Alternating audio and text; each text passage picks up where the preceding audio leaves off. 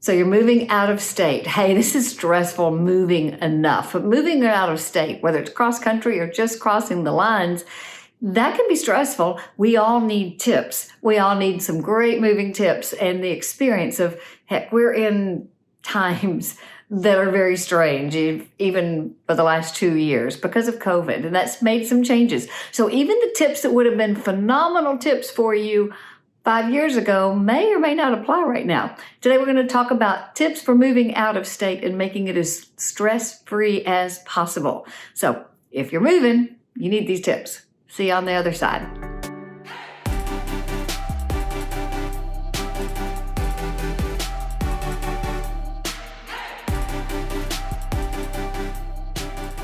So number one, pretty darn obvious. You got to plan in advance. Moving is expensive. Whether you're going to hire a U-Haul and drive cross country yourself, or you're going to pay someone to pack you soup to nuts, it's expensive. And when you move, there are also all kinds of expenses. Deposits on new utilities, obviously buying a new home or putting a deposit on a rental. Plan early, months early, if at all possible, because that gives you the opportunity to also start saving and budgeting for that big move. Moving across country is expensive. Moving across the city is expensive, especially if you need storage, that type of thing. So the earlier you plan, obviously, the better. And, you can't know exactly all the things you're going, but one tip you need to know is the months of October to February tend to be the least busy. So trying to get something scheduled, maybe that's not as convenient for you to move, but also it might be more budget friendly to move during those months. Check it out. Number two tip is those storage pods. Now there's quite a few of them. There's pods, there's attics. I think it's called up attic, something like that. But if you're selling your home in one area and moving to another, you really may want to go ahead and get those pods. Now, here's the thing. I suggest a lot of people, obviously, we live in our home very differently than when we're selling it. So you probably have a lot of clutter that needs to move. Decide what clutter needs to just be taken out of your current home before you list it, before you put it on the market, before you sell it. What things can you take out because you're staging your home for a new buyer to see themselves in that home? What things can you take out, put in a storage pod, put it in the driveway, and then move it to their storage? Or what things can you get rid of and go ahead and have a large yard sale? If you're not going to be moving it to your new state, if you think you don't need it, then go ahead, have a yard sale, get rid of it, then take the other things that you don't need because you're getting this house ready for sale, put it in a storage pod, then take that storage pod to store. Then when it's time to move, when the big moving trucks come and you're putting all the rest of your furniture in, that pod can be picked up as well, and they all come cross country together. Take the extra things, put it in that storage pod, and that's one less thing off your checklist. Number three, because you're planning early, go ahead and vet your movers. Check on all kinds of movers. Now, movers who are used to moving cross country is quite different than the ones who are used to going just across town. So ask your friends, ask neighborhood groups, who are good cross country movers if you're moving across country. Who are the best movers? Who did they recommend? Vet those movers. You're probably going to get several different bids. Please, if you find a bid that's really, really low, don't get excited about that. I've heard so many people take the least expensive bid, but so many horror stories. Maybe they underbid it because they don't realize how much storage you've got or how much furniture you've got. And they vastly underbid the weight so that you're going to accept their bid. And then when it comes time to picking up your things, oh, you need a whole nother truck and there's a lot more storage and you're stuck. You can't tell them no. Check out several different companies. Not only ask for referrals from them, because of course they're just going to give you the best referrals. Get the referrals, look at the Better Business Bureau recommendations. You may not have to take the most expensive, but every single time I've had someone take the least expensive, there's a horror story that goes along with that. The last time, what happened was, not only did they need a second truck, that meant the second truck didn't come till the next day, so they were a full day and a half late in fully packing. But that one truck The second one wasn't full. So what happened is they were coming cross country. One truck made it cross country. The second one, with most of the good heavy furniture in it, didn't make it because, lo and behold, they didn't want to come cross country until they had a full truck. So until they got a full truck, that second truck didn't even come across country. Look, there's so much in the fine print, and I know I'm the worst at reading all the little details, but check out all those little details and you're really gonna not regret it. One way you can certainly save some money is packing your boxes, packing everything yourself. And go ahead and buy the packing things, buy the packing utensils in the boxes. You can do that. You can save a lot of money. But one thing that's very helpful is if the movers actually pack you, one thing they're going to do is disassemble your bed and keep all the tools and equipment together. And they will also reassemble your bed. So when you get after a trip, when you get to your new home, they're going to reassemble those things that sometimes, it's hard to do everything. So if you've saved some money up for this move, make things as easy as possible for you, if at all possible. But you can save some of that money by doing your packing, buy the boxes. I actually, every time I've moved, have broken down my boxes, put it on Marketplace, Facebook Marketplace. I give away my boxes for free. They're good boxes. People take them within 24 hours. I love that. It helps me get rid of the clutter. It gets it out of the house, and I have room to unpack more things. They just come pick it up at your house. So be on the lookout weeks in advance. You can go ahead and pack your good china. You can pack your good tchotchkes into things. You can go ahead and weeks in advance be watching and get free boxes, free bubble wrap. You can get all this stuff if you watch and you plan. Number 4, something that's easy to forget about is turning off your utility. Just realized I had that in. Turning off the utilities. If you're leaving your house May 1st, be sure to have all the utilities turned out of your name as of the next day, the 2nd. Now, you don't want to turn it off on the 1st because you don't want to be in the middle of packing and moving and have no lights.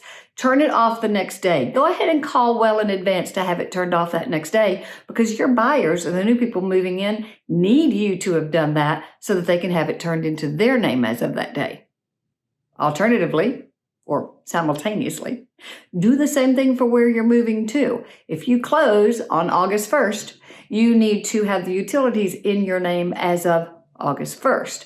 Just to make sure that your seller didn't turn them off a day early. You need to call all the utility companies that are going to be your new utility companies. You're probably going to need a deposit. You can do all this online or on the phone. Do that before you travel. Talk to your realtor about this specific home. What are all the utility companies? Get all that settled before you get here so that you know you've made the deposit and you've got some heat, some electricity, and water. Number 5, and this is probably the very best tip, is build yourself a parts box. So when you take apart your bed and all the screws and you've got the correct screwdrivers, you've got the correct Allen wrenches, you've got all the correct tools to undo that bed, be sure to put those all into a box. Put the screws for that bed in a baggie. Put the tools you need for that bed in a baggie. For the TV, wall mount. All the things you need for each thing, put them into a baggie. Be sure you have the tools for that. Mark it, attach it to that product, attach it to your headboard, attach it to those places so that when that headboard comes in and it goes to the master bedroom and the movers, hopefully, are going to put it back together for you, every single part and piece is there. And, you get a place to sleep at night. Put that parts box last on the trucks. Make sure it doesn't go on the trucks first, and it comes first off of the truck. Then you bring it into the house, put it into the kitchen, put it into a central area, and you can find everything. In that parts box, you're going to want, as I say, the screws, the tools needed to reassemble things and disassemble them. But you also want to have some cleaning supplies, toilet paper, paper towels, things to, get the house a little bit cleaned up if you need to before you start dropping things into the cabinetry. Keep all that in that box. Those are things that are necessary. I also suggest sheets and blankets. If you get to your new home and you're exhausted, they put the bed together, at least you can have some clean sheets and a pillow for your head and then get to work the next day. So in that box is going to go the tools, the toilet paper, paper towels, cleaning supplies, liquids. Now, many moving companies will not take liquids in their moving truck. Many won't take liquids. So be sure to ask them, look in the fine print and ask them, can you put Windex? Can you put some liquids into that box? If not, again, that might be a good thing to keep in the car with you. Speaking of cars, I just thought of this actually. Speaking of cars, and this has happened 4 times this year. People moving across country, you may drive one car, or you may fly, and you take the other 2 cars and have them shipped separately, not with the moving company. Every single time what's happened this year is the car arrives in Nashville, where I am. The car is arriving before the people and before the moving trucks. So arrange for someone to meet that car person at a designated spot. And also you're going to have to pay them. And that person's also going to need to inspect the car to make sure that everything's in good shape. But there's nothing worse than being on the road and realizing the car's going to get there 2 days before you do. And you haven't told the man where to put it. The last thing you want to do is have it sitting in a Walgreens parking lot somewhere because he can't get that 18-wheeler down your small side street. Just things to think about. It's happened several times this year already. Whew. I think I've lost the order. I think this is number 6. Let's pretend you're buying in one state and selling in one state and buying in another. Don't try to close both places at the same day. I would actually give it 2 days, if at all possible. Here's the reason. Things get delayed, especially during COVID times. Again, I hate to keep blaming things on COVID, but things just happen. And with people with illnesses or paperwork not getting in, verifications, they're verifying employment even the day before closing because, as I say, ish happens. So things happen, and that closing that's supposed to be Monday at 9 a.m. may get moved back down to Monday at 2 p.m., 4 p.m. The problem with that is it won't be funded. Typically what's happened is a closing that happens prior to 3 p.m. is probably going to be funded that day. So if you sell your house, it's at 3 o'clock closing because it's gotten moved, your money may not be available for you to then turn around and buy that new home that night because it's after business hours. The banks hold your money, in case you ever knew that. I think it's called the float, and I think it stinks. But that's the thing. You need to have that money, probably, to buy the new home. So my suggestion truly is this. Although you can do away closings, and you can close your house in California at 9 a.m., and you can close it, theoretically, the new home at 2 p.m. With an away closing. We can send the title company to your home and do signatures there. All these things can be figured out, but I really suggest, because you may end up just tearing your hair out when things don't happen right, try as best as possible to move the next closing to maybe 2 days later, at least 1 day later. Give it 24 hours. You need the money.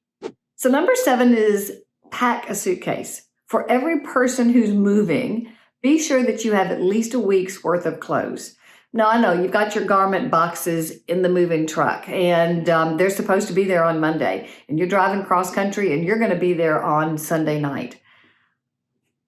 I don't know if you've noticed, but we've had a lot of Mother Nature and weather over the last couple weeks here in this country. We've had the fires in Colorado. We've had a couple floods in Kentucky. We've had tornadoes. We've had a lot happen with Mother Nature. And I can promise you, if you've got a moving truck involved, that's going to be when there's Mother Nature hits as well. So be sure to have at least a week's worth of toiletries that you need, the clothes that you need, any medications and all that type of thing. Have all that for at least a week in your suitcase coming with you. And even if that furniture doesn't arrive, you've got what you need, and you can make it. It won't be fun, but you can make it. Okay, so this is a big one. Don't move stuff you don't need. Now, there's a caveat to that too. So let's do the A part. Be sure to have a floor plan of your new purchase. Know approximately where you're going to put each piece of furniture. Grandmother's desk, is it going to be your desk or is it going to be your breakfast table now? Know the dimensions of your furniture. You know the layout of the house. Be sure to know essentially which rooms everything's going to go in, because you may well get here and realize there's no place for that piano that you really don't play anyway, but you've had it in your family forever. And maybe in this house, it's not a good spot for it. And maybe you just don't want to schlep it cross country because it's expensive. The things that you can't use and you know you can't use, go ahead and have that yard sale. And again, that goes back to the decluttering part. You're decluttering, but when you do that, take really strong accountability as to what furniture is going to work in your new home. There's a caveat here. Many times people decide to just sell a lot of their furniture. I'm finding a lot of Californians sell their furniture and come here to Nashville and actually almost expect to be able to, especially if they're in Florida too, they sell their property with furnished and expect to come here to Nashville and find furnished properties. That's really not going to happen. If you're buying an Airbnb for investment, maybe, and that's a whole nother conversation. But we don't sell our homes with our furniture. I personally think of my furniture as my kids. So, you'd have to fight me for it. But we don't sell our furniture. The caveat is you may not love your bed and you may want to sell your bed and buy a new one here. But with COVID times, it could take you 6 months to a year to have it custom made. Most places are not having that much on their showroom floors. So it's not something you can pick up and buy and walk away with. If the furniture is going to work for you until you can find something better, bring it.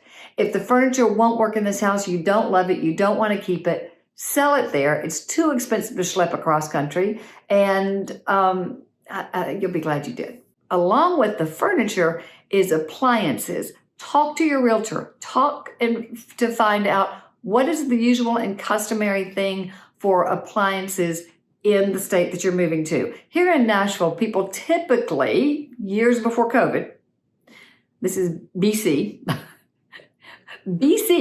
people sold their refrigerator with the home.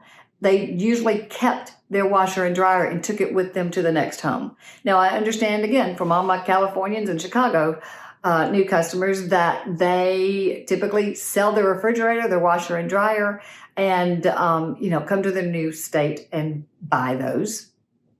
That's a problem. Don't know if you've heard, but it's really hard to get appliances. It's really hard to get things now because they're just not on the showroom floor. So ask the realtor that you're working with, what is usual and customary? Make sure you know whether that washer and dryer is staying with the home you just purchased. Is that refrigerator staying with the home you just purchased? Make sure you know what's going to stay. And again, I would seriously consider keeping your refrigerator, bringing it with you. It may have to be a placeholder until you find the one you want. And then go ahead, move it out to the garage and have it be a secondary refrigerator. Don't let go of your washer and dryer, especially if you want a gas one, because those are being hard to find here too. Just a tip. Along with all the replanning or pre-planning is nursery schools, preschools. Once you know where you're going to be, then find and get on waiting lists. If you're going to put your children in private schools, that needs to be done months in advance. Get on the waiting list. You may well have to do some testing to get those kids in school for the next school year. Find out what you need to know to be able to be in line to be able to have your kids in that preschool. Preschools now are really tough. They're full. So again, ask your realtor for good ones. I would join neighborhood groups. I tell people all the time, if you're moving into the Green Hills area, join the Green Hills, Westmead, Forest Hills. Join their Facebook groups. Ask people. You're going to get really a lot of information, and maybe more than you want. But ask people, I'm moving into the area looking for a great preschool. Who do you recommend? Listen to those recommendations. Pick up the phone, call, see if you can get on waiting lists. But the last thing in the world you want is to get here and have no place for your preschool, for your children, because they're just full. Again, same with schools, same especially with private schools that are filling up fast everywhere you go. If you're going to public school, you still need to get on the list. You still need to do a lot of research to determine, and that's going to be early on in the whole process. If schools are important to you, that's a big piece as to whether you want to live in Davidson, Williamson County, or Sumner County. So all this pre-planning and pre-scheduling, and I've got so many videos to share with you the pros and cons of each one of these areas. Be sure to check those out. Along with that, I seriously suggest this. When I'm working with someone, we've talked about the things they want in a new home, the neighborhoods they want, the type of home they want, their budget. We've gotten a pre-approval. My suggestion is when you come to visit, stay in the area that we determine is the best area for where you are probably going to want to live and probably find a house. If by chance you're going to pinpointed Williamson County and you want to probably live there, don't get a hotel in downtown Nashville. That might be fun for one night to go downtown and play, but get a hotel or an Airbnb in the area that you want to stay in, and then act like a local. Become that local. Go to the local restaurants, check out the shopping mall, see how far Publix is, all the things that you would do on a day-to-day basis. And I think you can do it best from an Airbnb or a hotel that's in the area that you think you want to purchase in. Just see how it feels. So the more we can really fine-tune your location you want to live in, whatever state you're going to, the more you can fine-tune where you want to be and have that pre-approval, you're ready to pull the trigger, and you've already planned the movers. You've planned all that. So you've done 90% of the work at that point. And of course, as always, the most important thing you can do is that pre-planning and finding yourself someone that you trust as a trusted advisor. Grab a relocation guide. If you're from here in Nashville, grab my guide. If you're moving here, grab my guide. You'll learn a lot of things. You'll learn the websites to check out information about crime stats, all that type of thing. The more you know and the more you can research, the more you'll feel comfortable with decisions. So find yourself a trusted advisor. Know where you're going. Talk to your realtor in your home state and find out what's customary there. Find out what's customary in the new state. With all this planning, we can know how best to put together offers for you that seamlessly help you move to Nashville or anywhere out of state. I'm Susan Thetford. Please, if this is of information for you that you like, go ahead and subscribe to this channel. Grab my Relo guide and then check out this video. See you next time.